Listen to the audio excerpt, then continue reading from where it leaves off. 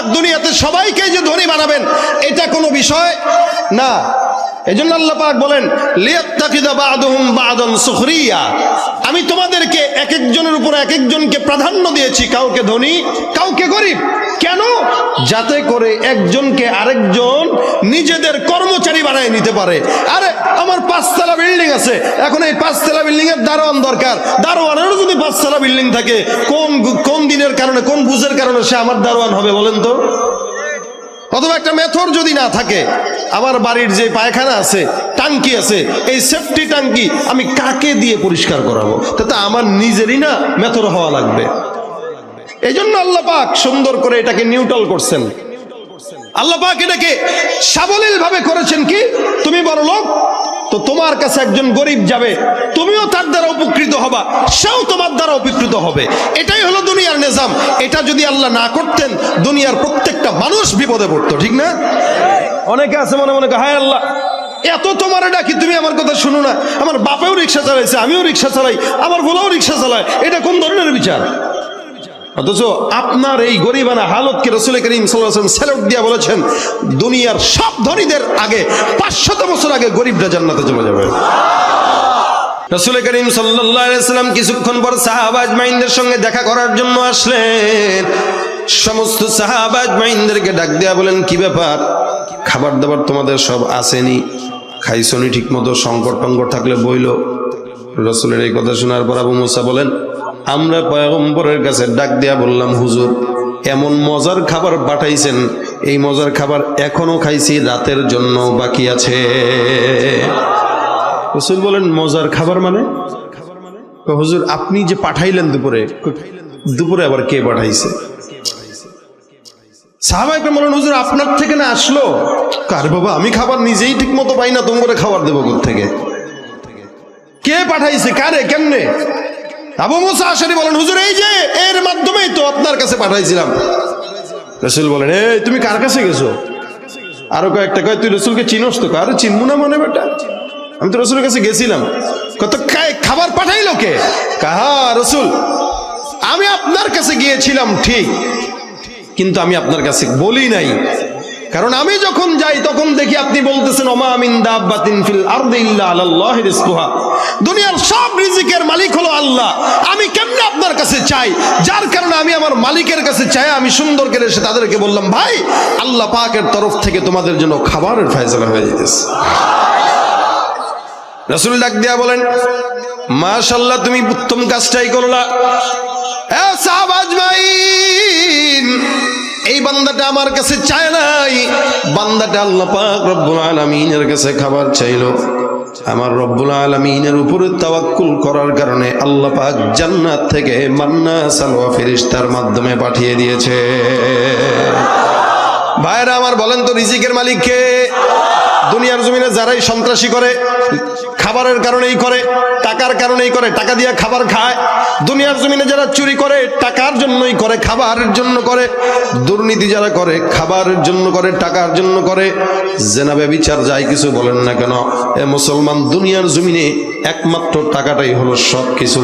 এই টাকা, এই রিজিক, এই খাবার, আল্লাহ পাক বলে, বান্দা একটা কুকুরকেও কিন্তু আমি রব্বুল আলামিন খাওয়াইতে পারি। সুতরাং তোমার মতো আশরাফুল মাখলুকাতকে আমি আল্লাহ না খাওয়ায় কোনোদিন রাখবো না। সব কিছুর একমাত্র দায়িত্ব কার উপরে? আল্লাহর উপরে। বান্দার ধৈর্য হয় না। এই আল্লাহ পাক দুনিয়াতে সবাইকে যে ধনী বানাবেন এটা কোনো বিষয় না। এজন্য আল্লাহ পাক বলেন, লিয়াত্তাকিদা বা'দুহুম বা'দান সুখরিয়া, আমি তোমাদেরকে এক একজনের উপর এক একজনকে প্রাধান্য দিয়েছি, কাউকে ধনী কাউকে গরিব।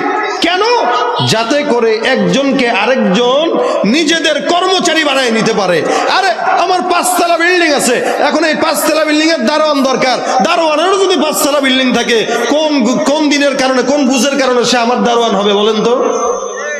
অথবা একটা মেথর যদি না থাকে, আমার বাড়ির যে পায়খানা আছে, টাঙ্কি আছে, এই সেফটি টাঙ্কি আমি কাকে দিয়ে পরিষ্কার করাবো? তাতে আমার নিজেরই না মেথর হওয়া লাগবে।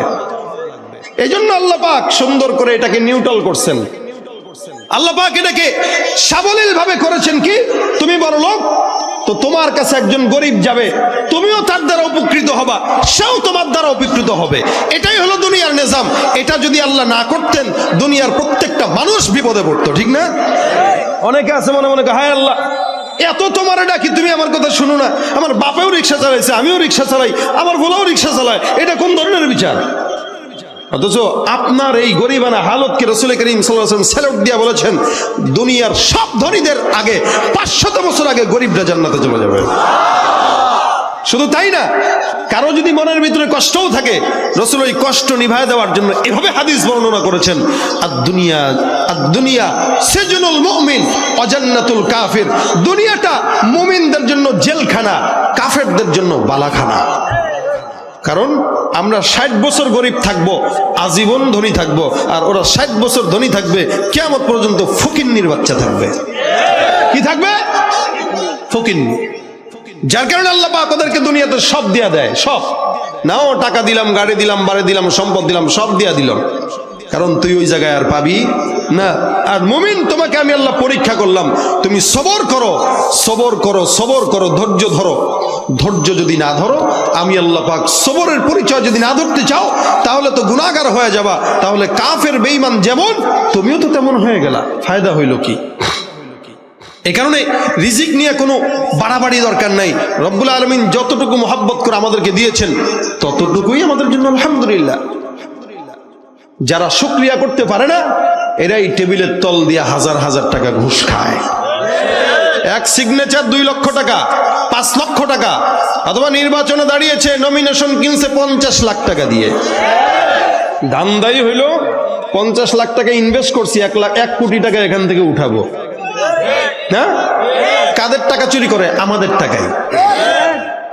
কেন করে?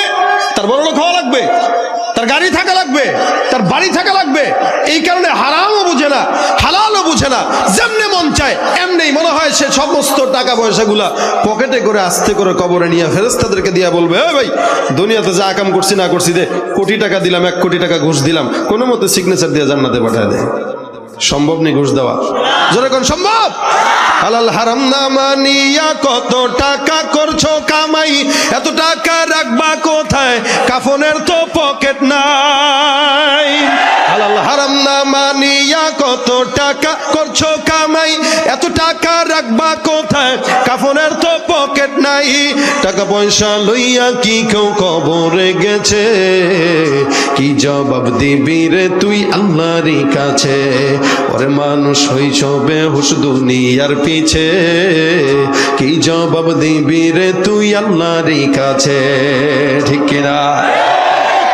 সবর দরকার আছে না নাই? এই কারণে ভাই আমি আমার চেষ্টা করব, আল্লাহ পাক যখন আমাকে সম্পদ দেয় আলহামদুলিল্লাহ, আল্লাহ দিলেও আলহামদুলিল্লাহ, না দিলেও আরে না পেয়ে আলহামদুলিল্লাহ বলা মুমিন দুনিয়াতে খুব কম। এবং এটা যে বলতে পারে, আল্লাহ পাকের সবচেয়ে প্রিয় বান্দা একমাত্র সে। পাওয়ার পরে তো সবাই কয় আলহামদুলিল্লাহ আল্লাহ দিছে, না পাওয়ার পরে কজন বলতে পারে যে ভাই আলহামদুলিল্লাহ আল্লাহ দেয় নাই, তারপরেও আমি খুশি। যেমন নাকি ইমাম আহমদ ইবনে হাম্বল রাহমাতুল্লাহ আলাইহি ওনার কিতাবের ভিতরে হাওলা দিয়া ঘটনা উল্লেখ করেন। উনি বলেন, বুঝানোর জন্য ভাইরা আমার বুঝেন, দুনিয়ার জিন্দেগিতে রব্বুল আলামিন মুমিনদেরকে পরীক্ষা করেন। সম্পদ কখনো কখনো দেন, কখনো কখনো দেন না।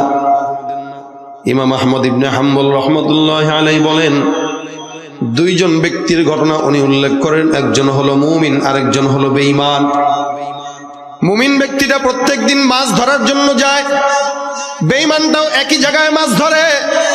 মুমিন ব্যক্তিটা যখন মাছ ধরে, মুমিন ব্যক্তিটা কার নামে মাছ ধরে? প্রত্যেকটা জিনিস, প্রত্যেকটা বান্দা যতই কাজ করবে, সমস্ত কাজ কার নামে হবে?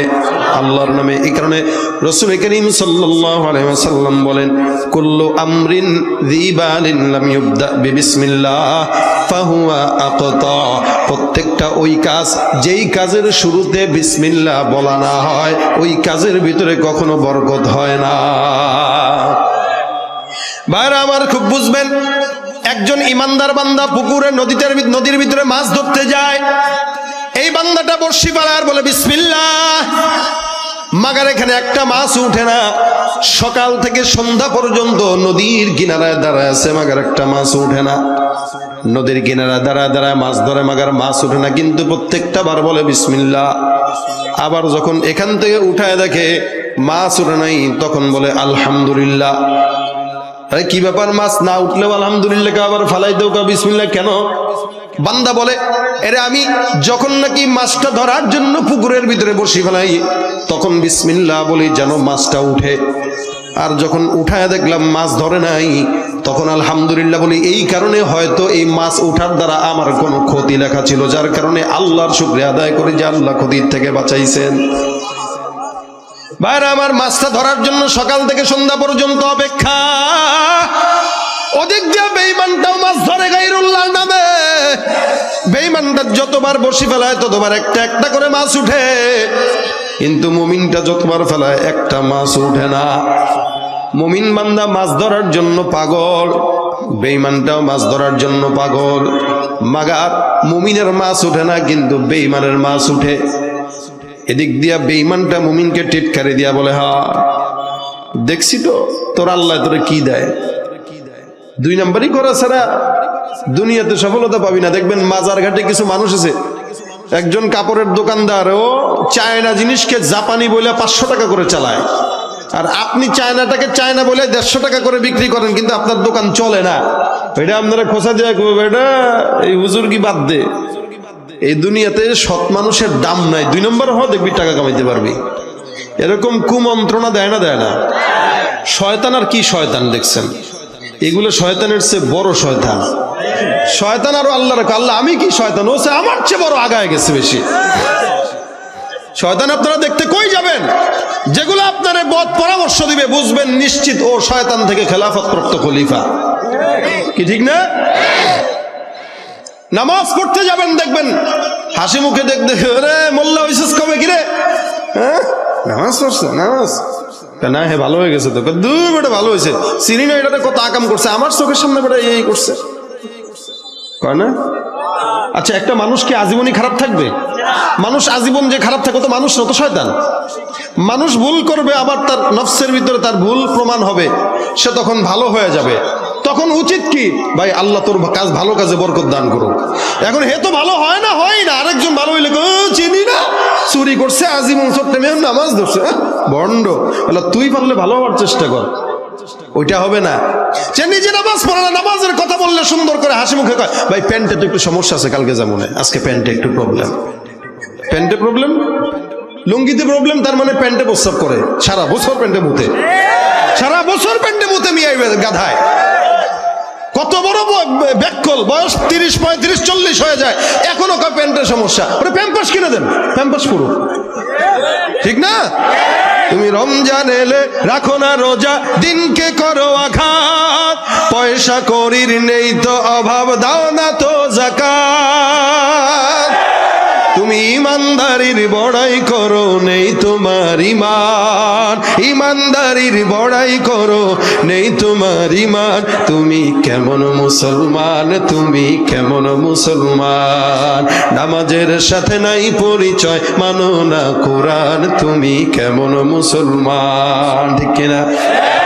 তুমি সুদের টাকায় প্রাসাদ গড়ো, ঘুষ ছাড়ো না, দিন দুঃখী না খেয়ে মরে খবর রাখো না। তুমি ঘুষ খেয়ে অবিচার করো, সাজিয়া প্রধান, ঘুষ খেয়ে অবিচার করো, সাজিয়া প্রধান।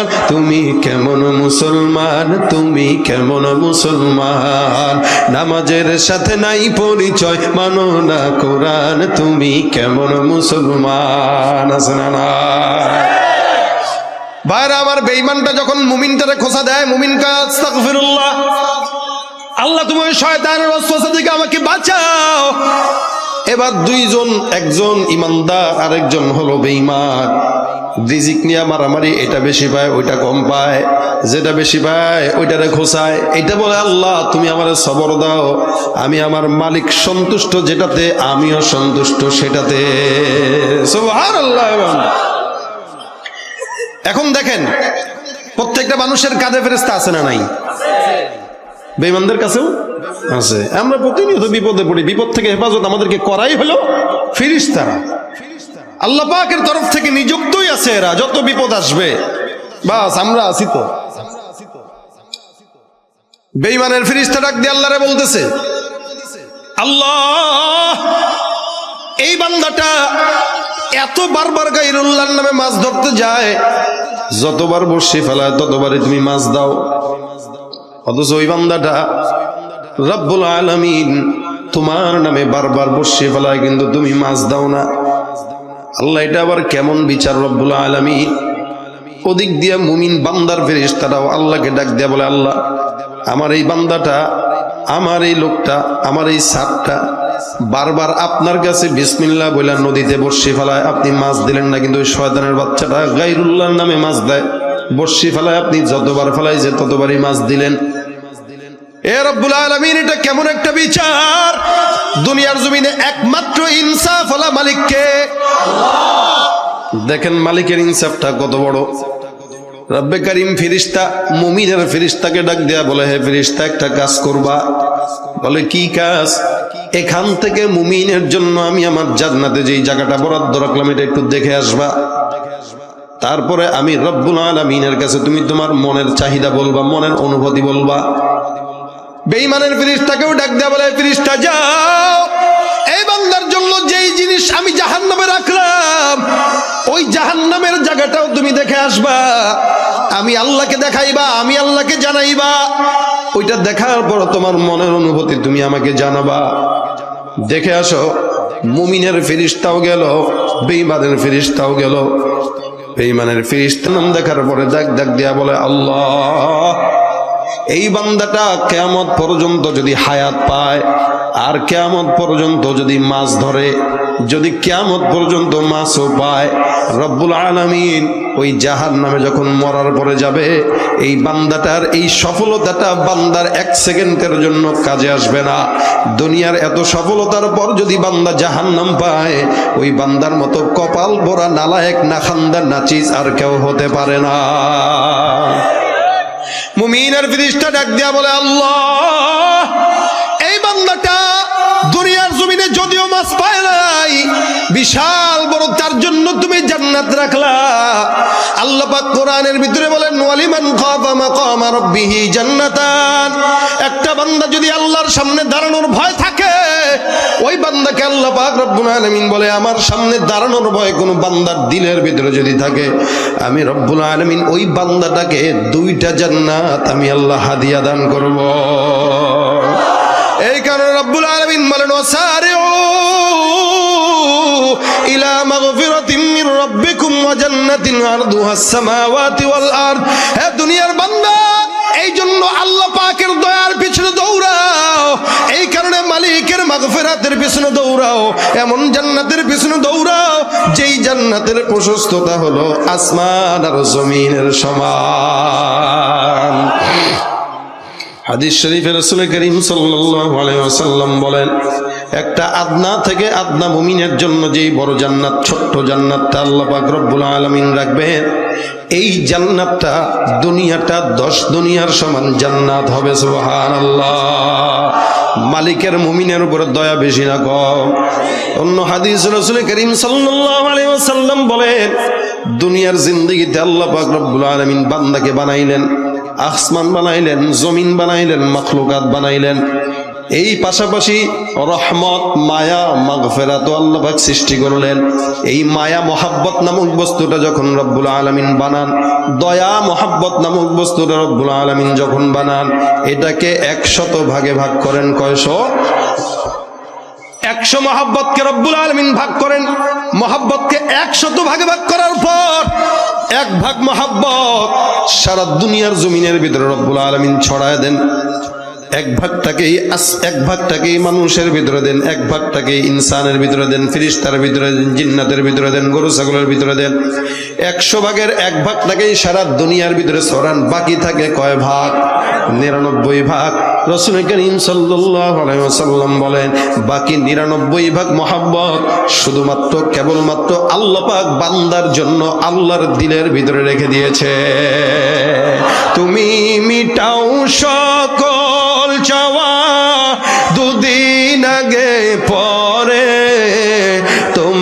কাছেই সকল পাওয়া, সবই তোমার তরে, তোমার পথে চললে সবাই আসবে যে সুদিন, তোমার দয়ায় পূর্ণ আমার সারা নিশিদিন।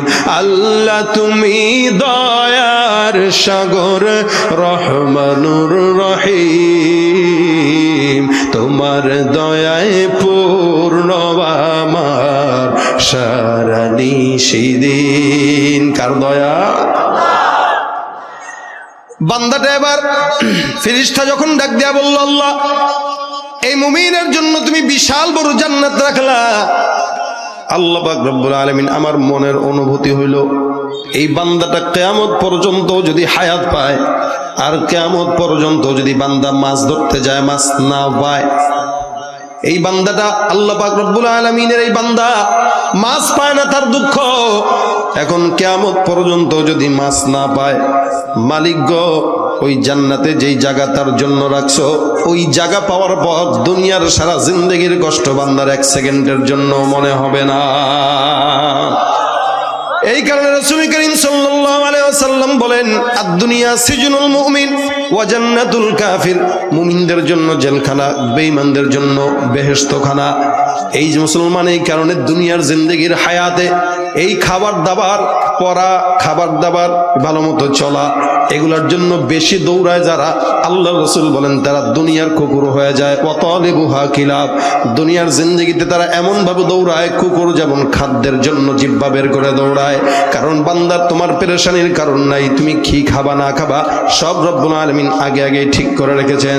আল্লাহ পাক বলেন, ওয়ায়ারযুকুহু মিন হাইথু লা ইয়াহতাসিব, বান্দা যদি আমি আল্লাহর উপরে ভরসা করে বসে থাকে, বান্দা যদি আমি আল্লাহর উপরে তাওয়াক্কুল করার চেষ্টা করে, এমন এমন জায়গা থেকে রিজিকের ফয়সালা করব বান্দাও কল্পনা করতে পারবে না। এই জন্য কোনো পেরেশানি আমাদের নাই, আমাদের রিজিকের দায়িত্ব কার? আল্লাহ। তো রিজিক পাওয়ার জন্য, একটু খাবারের জন্য, একটু ভালো থাকার জন্য যারা দুর্নীতিতে লিপ্ত, যারা চুরি চামারিতে লিপ্ত, সন্ত্রাসীতে লিপ্ত, তারা ভুল রাস্তায় আছে।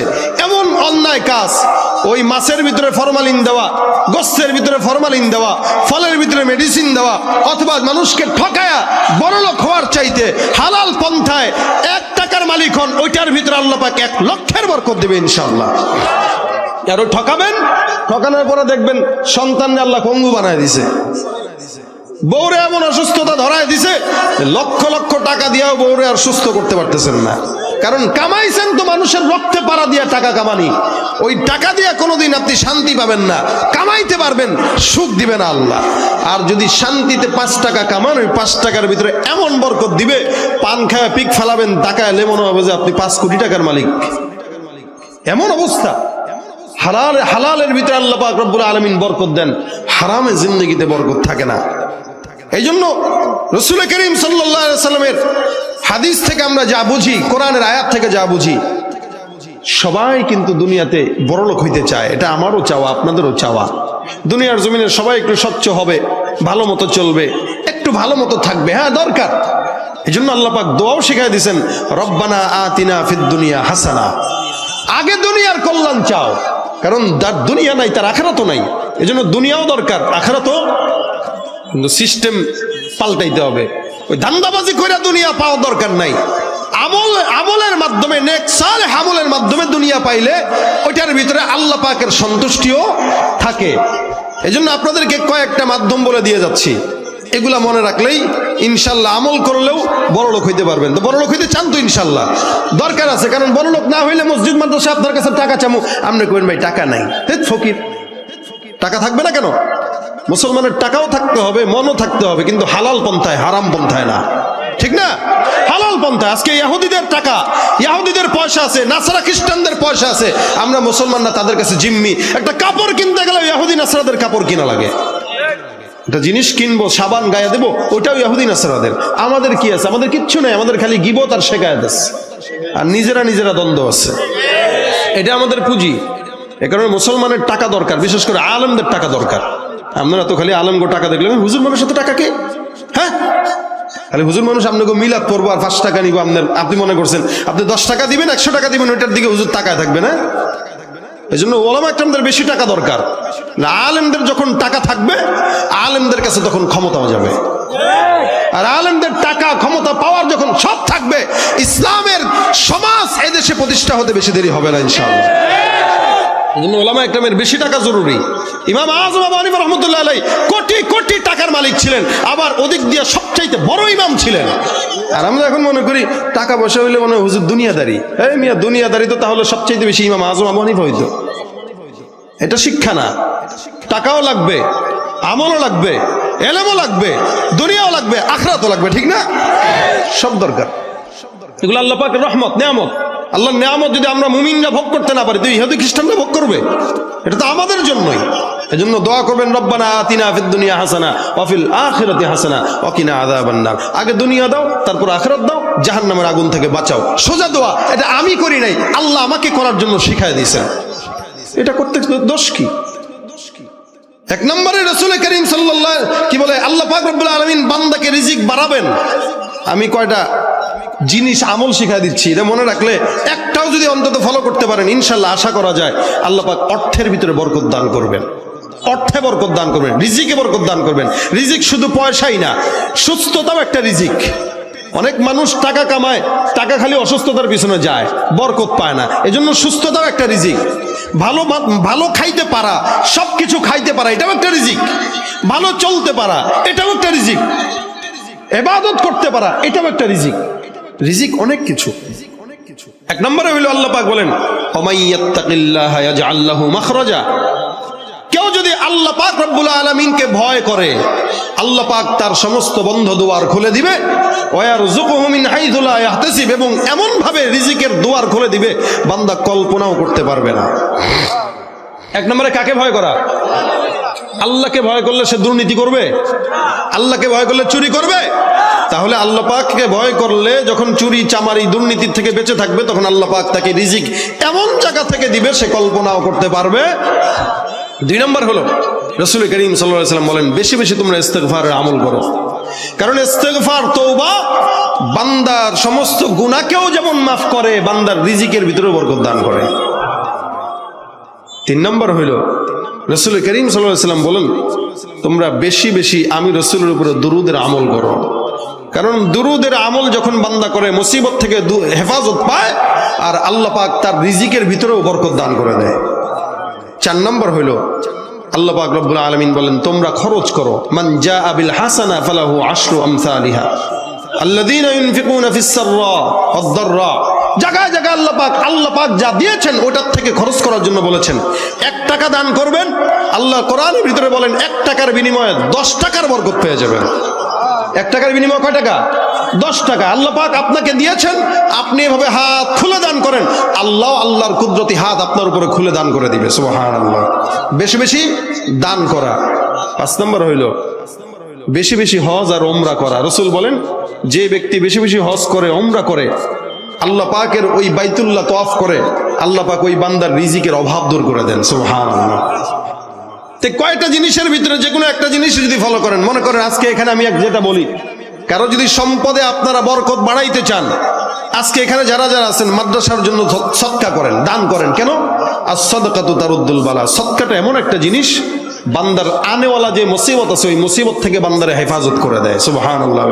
হয়তো সামনে কালকে আগামীকাল আপনার কোনো অ্যাক্সিডেন্ট কপালে থাকতেও পারে। যদি অ্যাক্সিডেন্টটা কপালে থাকেই, এই আজকে 500 টাকা 1000 টাকা দানের মাধ্যমে হয়তো ওই অ্যাক্সিডেন্টটা আপনাকে আল্লাহ পাক ওখান থেকে হেফাজত করবে। এটা আমার কথা না, রাসূলের কথা। রাসূলের কথা সত্য না মিথ্যা? আল্লাহর কথা সত্য না মিথ্যা? এই কারণে এই আমলটা আজকে এখান থেকে শুরু করেন, এখান থেকে শুরু করে তারপরে অন্য জায়গায় যায়, যেটা আপনার চয়েস, আপনি ওই আমলটা করবেন।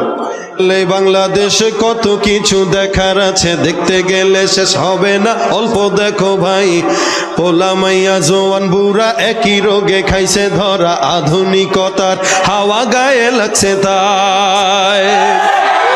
যে যাই কিছু বলুক না কেন গায়ে লাগে না, আমরা কিন্তু চালাক জাতি, মোটে ভয় পাই না। আমগো দেশে ফেসবুক আছে, আমরা বলদ না। সব আমগো দেশে আমগো দেশে ফেসবুক আছে আমরা বলদ না, আমগো দেশে ফেসবুক আছে আমরা বলদ না। আদব আখলাক কারে বলে কিছু জানে না, বড়দের সম্মান করা মানতে পারে না। একজনে একাধিক আইডি চালায় ভাই, ফেক আইডির নাম কত প্রকার তারও জানা নাই। আর জওয়ান মরদ পোলায় সাজে ফেসবুকেতে মাইয়া, আর মাইয়ারা সব পোলা হইছে ফেসবুক পাইয়া। কি এক আজব জামানাতে আমরা পড়লাম ভাই, আরে কোনটা